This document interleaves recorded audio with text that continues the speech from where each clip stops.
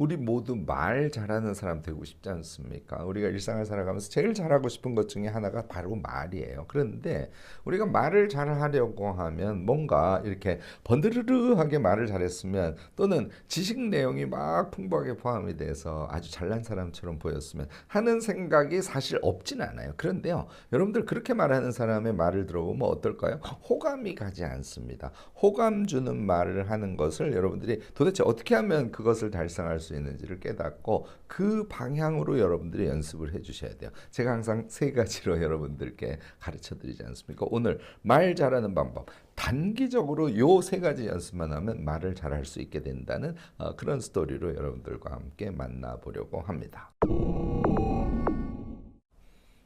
안녕하세요, 여러분. 무엇이든 세 가지로 가르쳐 드리는 명지대 교수 김익환입니다. 네, 오늘은 말 잘하는 법에 대해서 여러분들과 함께 이야기를 나눠 보려고 합니다. 말을 잘하려면 말의 본질이 무엇인지를 함께 생각하는 것부터 출발을 하시는 게 좋아요. 제가 항상 무엇인가에 대해서 세 가지로 여러분들께 가르쳐 주기 전에 그것의 본질이 뭔가를 생각해 보지 않습니까? 이유는요, 본질을 정확하게 이해하고 왜 그 세 가지 연습을 하면 우리가 말을 잘하게 되는지를 마음속 깊이 이해를 하고 계셔야 자기 방식으로 그것을 연습해 볼 수 있게 되거든요. 말의 본질은 여러분들 다 사실은 알 겁니다. 내용성과 소통성이죠. 다시 말해서 내용이 풍부하고 내용이 진심을 담고 있어야 그 말이 감동적이 되고요. 또 말하는 태도라든지 말을 하는 내가 실제로 마음속에 어떤 생각을 하고 있는지가 엄청 중요해요. 긍정적으로 그 말을 사랑으로 전하려고 하는 그런 소통성, 관계성을 신경 쓰는 말을 하게 되면 당연히 호감을 주게 되죠.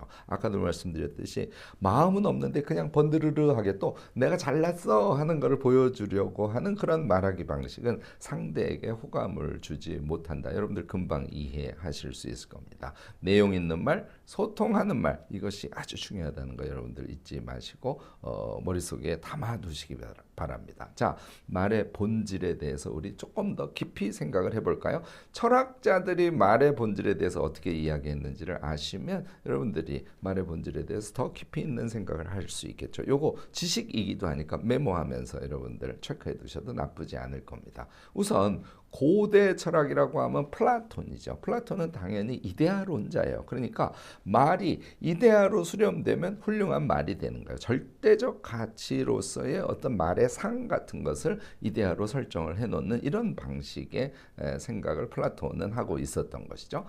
중세로 가면 토마스 아퀴나스가 대표적이에요. 뭐 여러 사람을 들 수 있지만 토마스 아퀴나스는 당연히 이데아 대신 신성, 신의 어떤 생각으로 향한 말, 그것이 말로서는 가장 가치 있는 것이다. 이렇게 생각을 했겠죠. 토마스 아퀴나스는 이성적 추구도 굉장히 가치 중시했습니다. 이성적 추구를 통해서 우리가 신성에 도달할 수 있다. 이렇게 본 것이죠. 이성적 추구의 과정을 통해서 신앙으로 수렴되어 가는 말, 이것이 최고의 말이라고 토마스 아퀴나스는 생각을 했던 것이죠. 근대로 오면 칸트겠죠. 칸트는요, 절대적 가치, 그러니까 이데아라든지 신성이라든지 이런 것보다 인간의 내재하는 이성을 중시했겠죠. 그런데요, 문제는 칸트에서부터 이런 문제의식이 나오는데 우리가 이성적인 생각을 하더라도 그것을 그대로 말로 표현하는 것은 조금 어려울 수 있어. 이런 생각을 했어요. 그래서 이성이 잘 표출되도록 말을 연습해서 말을 하는 것이 말을 잘하는 길이야. 이런 문제 제기를 칸트부터 하기 시작했죠. 이런 문제 제기를 가장 정확하게 한 사람은 역시 현대 철학의 들레즈라고 생각할 수 있어요. 들레즈는 다중성과 차이라는 개념을 염두에 두고 말에 대해서 설명을 하고 있습니다. 이거 언뜻 들어서는 어려울 수 있는데요. 그렇게 어렵지 않습니다. 무슨 얘기냐면 말을 하는 주체들이 다 차이의 존재라는 것이죠. 그들이 그 안에 내용성을 갖고 소통을 하는 거예요. 그러면 말과 말이 쌓이고 쌓여서 거기에서 다중성의 가치, 멀티플리시티라고 하죠. 이것을 생성한다는 거예요. 그래서 들레즈는 말에서 각각의 가치 있는 차이의 존재들을 중시함과 동시에 그 차이의 존재들의 교호, 그러니까 소통이죠. 이것에 의해서 새로운 무엇인가의 가치가 생성되는 것, 이게 말의 본질이라고 생각을 했던 겁니다. 자, 이제 이것을 종합해 볼까요? 이렇게 우리가 정리할 수 있을 겁니다. 우리의 잠재적으로 우리 내부에 있는, 뭐 평상시에 실력을 많이 쌓기도 하고 말의 소재가 많고 생각이 많아져야겠죠. 이런 이성적인 우리의 생각 생각들을 그대로 말로 표현하는 것이 아주 중요해요. 물론 그 근저에는 내용, 이성적 내용이 존재해야 되죠. 거기에다가 그 내용을 끄집어내는 기술을 몸에 붙인 상태에서 더 나아가서는 타인과의 말이 오감에 의해서 새로운 가치가 생성되는 것이다. 여기까지 우리가 이해를 하고 있으면 우리는 말의 본질에 대해서 완벽하게 이해한 것이다. 이렇게 생각할 수 있지 않을까요?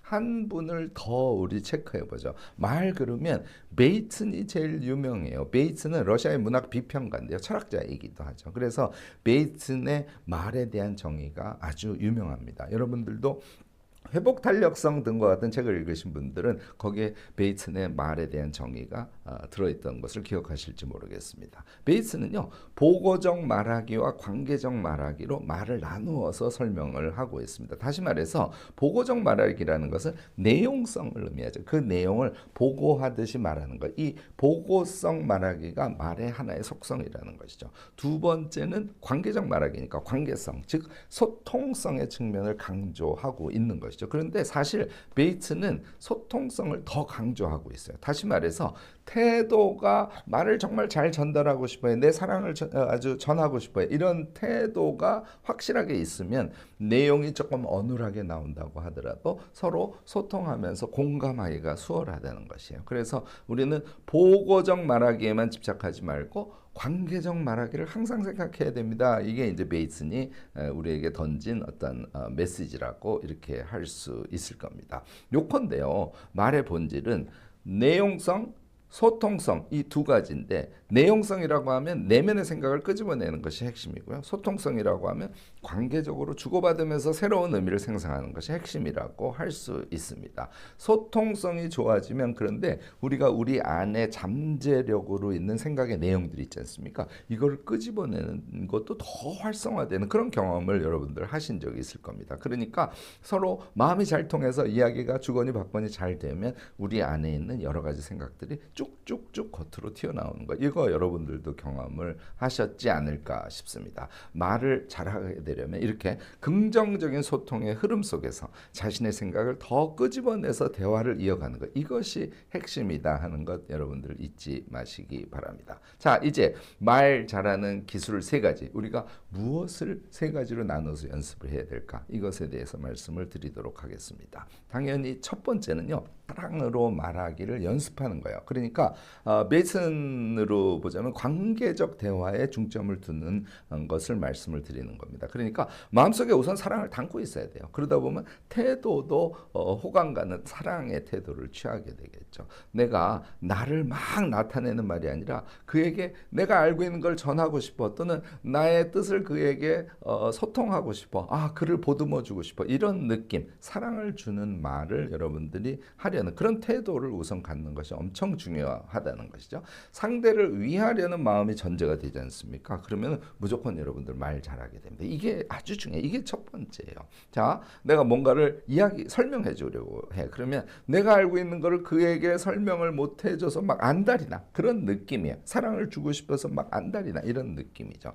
또 진심을 표출하는 말을 하려고 여러분들이 좀 신경을 쓰시는 게 아주 중요합니다. 그게 사랑의 말하기죠. 또 한편으로는 잘 듣고 위안을 주려고 그렇게 생각을 하면서 말을 하게 되면 여러분들은 점점 말을 잘하게 될 겁니다. 우리는 태도로 사랑의 소통성이 느껴지고 또 내용도 사랑의 깊은 마음이 느껴지는 그런 말을 하게 되면 여러분들 곧 말 잘하는 사람이 될 수 있습니다. 이게 사실 말 잘하는 사람이 되는 지름길이다. 여러분들 그렇게 생각하셔도 틀리지 않을 겁니다. 자, 이제 두 번째를 가볼까요? 두 번째는요, 제가 자주 얘기하는 거죠. 세 가지로 말하기 연습을 해보시는 거예요. 요거는 무엇이냐면, 아까 현대 철학자, 그 다음에 칸트도 그런 얘기를 했다고 제가 말씀을 드렸는데, 우리의 이성적인 생각의 내용, 잠재성이죠. 이것을 말로 극대화해서 표출할 수 있어야 된다는 것이죠. 우리가요, 생각은 꽉 차 있는데, 말하기 회로가 조금 막혀 있는 이런 상태에 처해 있을 수가 있어요. 있습니다. 말도 자꾸 해봐야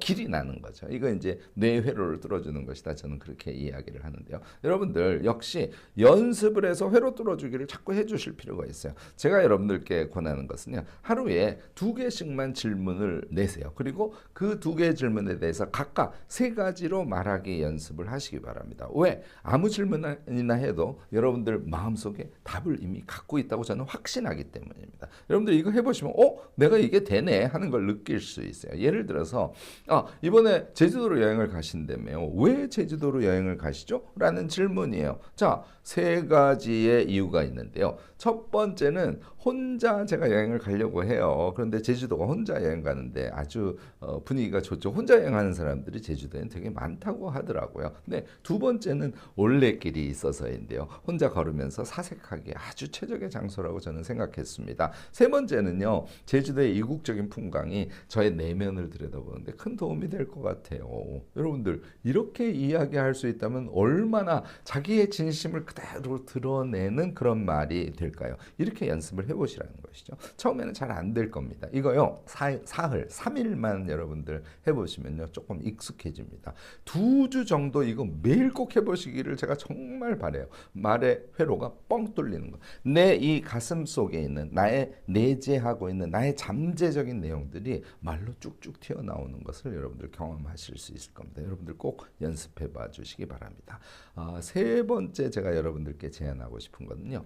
흉내 내기의 말하기 연습이에요. 여러분들 이거 경험하셨지 않을까 싶은데 어떤 사람들이랑 이야기를 하다 보면 어떤 한 분이 말을 정말 진심을 다해서 너무너무 잘해. 그러면요. 여러분들이 그의 말을 잘 들어두시기 바랍니다. 그리고 다른 사람들이랑 할 때 그에게 빙의해서 그가 말한 것처럼 흉내 내기를 조금 신경 써서 해보시기 바랍니다.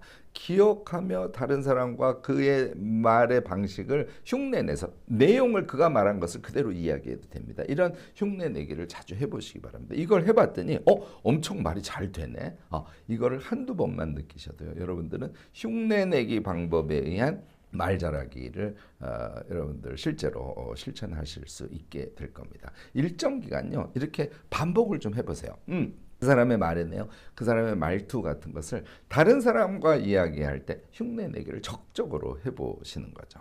여러분들 박식한 사람처럼 말하는 것이 좋은 걸까요? 아니라는 걸 이제는 아실까요? 말을 잘하는 것은 번드르르하게 기교 부리고 또 잘난 체하고 박식한 척하는 것이 아닙니다.